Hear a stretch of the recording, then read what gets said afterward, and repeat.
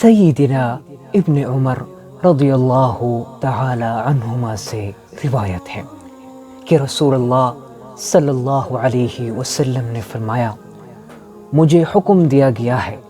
کہ میں لوگوں سے جنگ کرتا رہوں حتیٰ کہ وہ گواہی دے کہ اللہ تعالیٰ کے سوا کوئی سچا معبود نہیں اور محمد صلی اللہ علیہ وسلم اللہ تعالیٰ کے رسول ہیں، نماز قائم کریں اور زکوٰۃ دیں۔ جب وہ یہ کام کر لیں تو وہ مجھ سے اپنے خون اور اموال محفوظ کر لیں گے سوائے کسی اسلامی حق کے، اور ان کا حساب اللہ تعالیٰ کے ذمہ ہوگا کہ ان کے باطن کا معاملہ اللہ تعالیٰ کے سپرد ہے، کیونکہ اس کا علم تو اللہ تعالیٰ ہی کے پاس ہے۔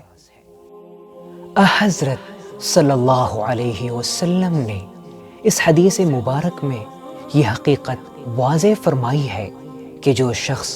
توحید و رسالت کا اقرار کرتا ہو، نماز اور زکوٰۃ کا پابند ہو، تو شرعی طور پر اس کا خون اور مال محفوظ ہے اور کسی کو اس کے خلاف کوئی کارروائی کرنے کی اجازت نہیں۔ اس طرح آپ نے قرآنی آیت فَخَلُّوا سَبِيلَهُمْ، ان کی راہ چھوڑ دو کی توضیح و تشریح فرما دی،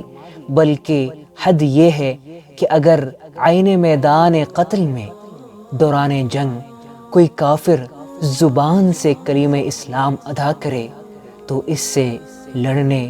یا اسے قتل کرنے کی اجازت نہیں۔